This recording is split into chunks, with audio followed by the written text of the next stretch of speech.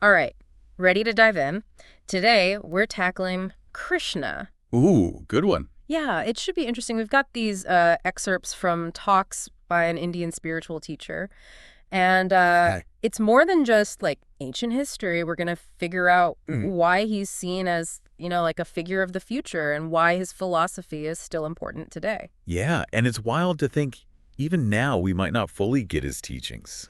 Right, like we're still trying to catch up. Almost, yeah. And the whole thing about him being all these contradictions too, day and night, peace and war, love and violence. Mm, It really makes you think about morality and spirituality in a different way.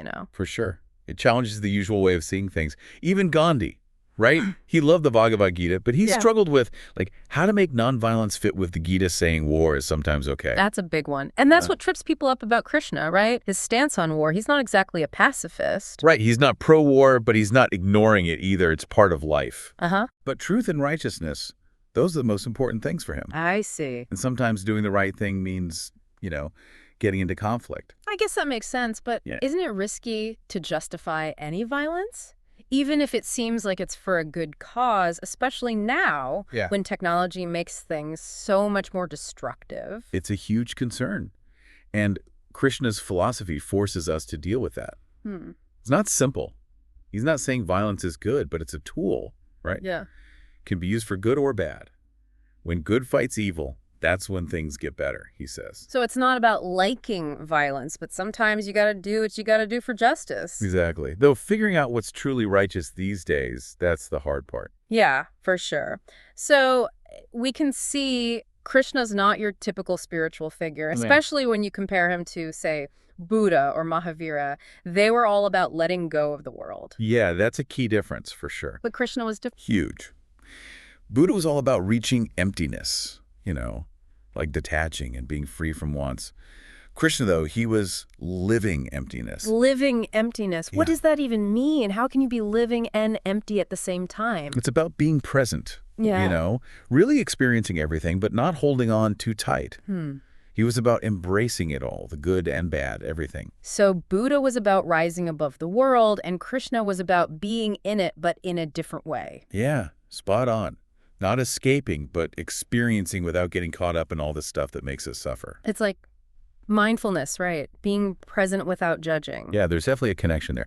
And that's key to getting Krishna's teachings on egolessness, too. Okay, because that's confusing, right?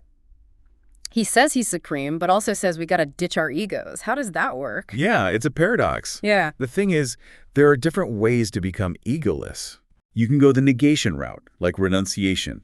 Strip everything away until there's nothing left. Or you can affirm, expand your consciousness until it includes everything, even the divine. So not shrinking, but growing to include everything. Right. Your sense of self gets so big that it breaks down the walls of the ego. And by wrestling with this paradox, we learn about our own egos and our own paths. And the stories about Krishna, they really help with this. Definitely. Because they're not like your typical spiritual stories, right? Not at all. There's one I find really interesting. Krishna and his son, Kamal, they're dancing with plants. Yeah, that one's great. Shows how important being present is to him. Finding joy in simple things. Right, like he's not some distant god. No, not at all. He's right there with them. It's a good reminder that we can find joy in everyday stuff if we let ourselves. Absolutely. Even his death shows this living emptiness. It wasn't this big dramatic thing like Jesus on the cross. It was just quiet. Like he accepted both life and death, just went with the flow. Exactly. And that's how he was with relationships too, especially with Radha. Oh yeah, Radha. She's a mystery. Not in the early scriptures, but super important to his story. Who is she really?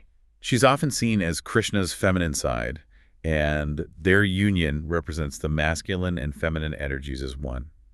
It's odd that she's not in the early stuff. Makes you wonder if how we view beauty over time has affected how we understand their relationship. That's a really interesting point. And talking about relationships, Krishna's views on love and marriage were definitely not traditional. Oh, definitely not. He had multiple wives and lovers, which, Right. I mean, it goes against what we usually think of as moral. And he even said marriage is immoral. What did he mean by that? Well, he saw love as a state of being, not a contract or a social thing. I see. He wasn't saying all relationships are bad, but that marriage, the way we set it up, can limit love. So he's talking about a deeper kind of love, something beyond rules and expectations. Exactly. Yeah. But he also used unconventional methods to get what he wanted.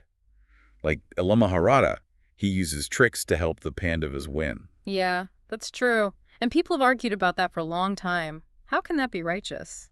Well, you have to look at the situation. His opponents were bad news. He saw his actions as a response to their dishonesty. So he was playing a different game Right. where the usual rules didn't apply. You could say that. Yeah. Shows how complex he was. Yeah. Playful, but also ready to act when he had to. Yeah. It's like the flute, right? Joy and lightheartedness. And then the conch, a call to action against injustice. So we need both, huh? Joy and courage to get through life. Exactly. But how does that fit with his teachings on acting without desire? That's a great question, and one we should definitely dig into. So before we got sidetracked, we were talking about desireless action. Right.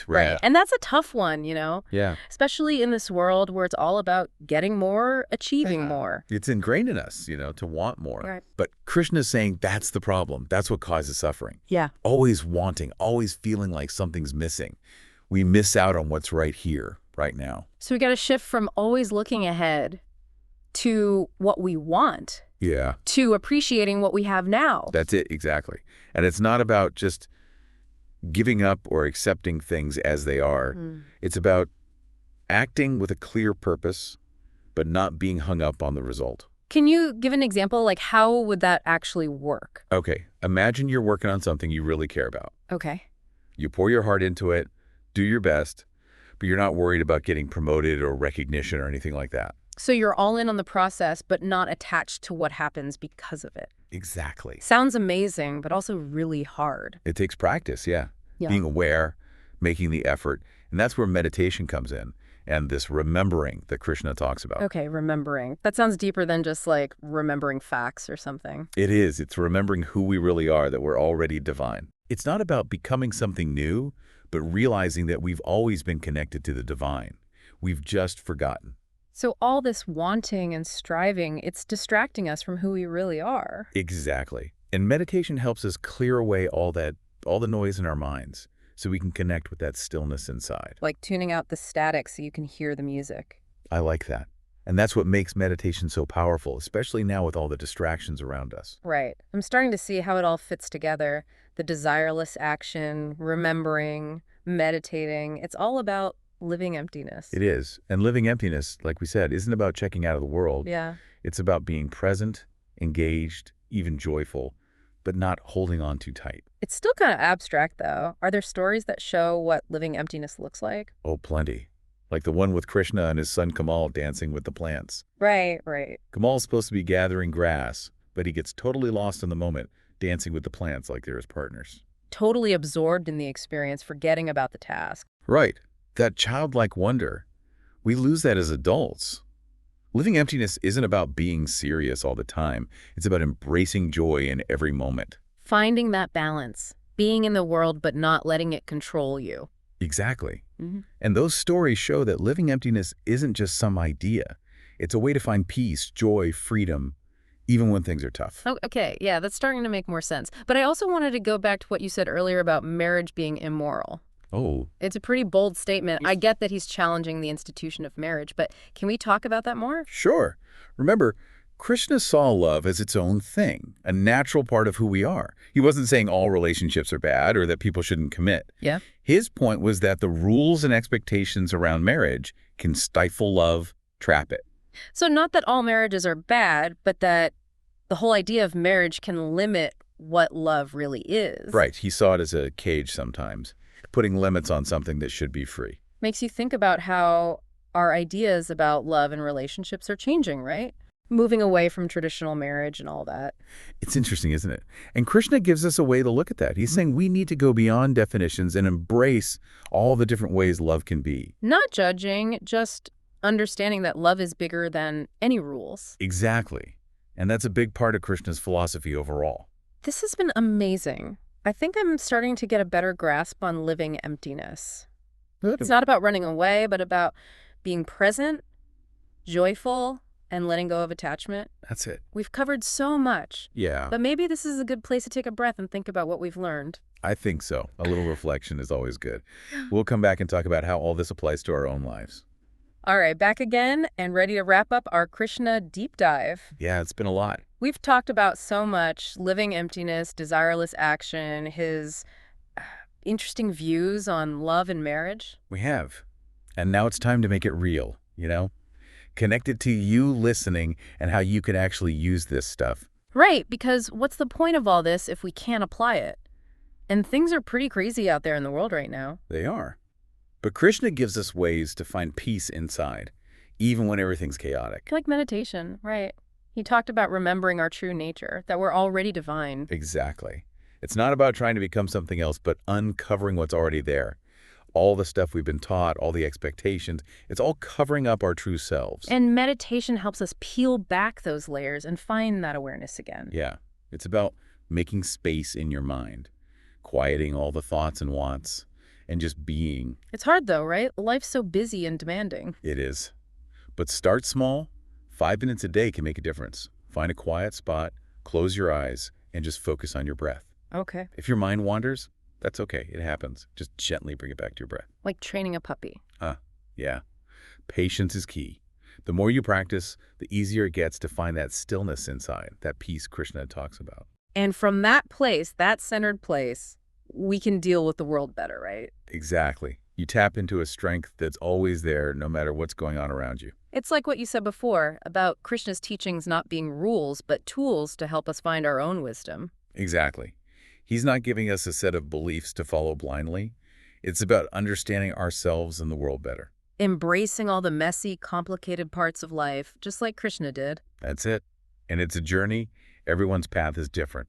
So as we finish up our Krishna deep dive, what's the one thing you hope people take away from this? Living emptiness, being present in the world, feeling all the ups and downs, but not letting them control you. That balance between action and letting go, joy, and peace. It's a powerful idea. It encourages us to live with more purpose, to be more aware, and ultimately to be more free. It is. It really is. Remembering who we really are and embracing all of life, the good and the bad. Well said. That's the beauty of Krishna's teachings. They're timeless, they still matter today, and they show us how to live a life with more meaning. This has been enlightening. Thanks for joining us on this Krishna deep dive. My pleasure. Keep exploring, keep asking questions, and remember that spark of divinity inside you. And that's our show for today. Thanks for listening.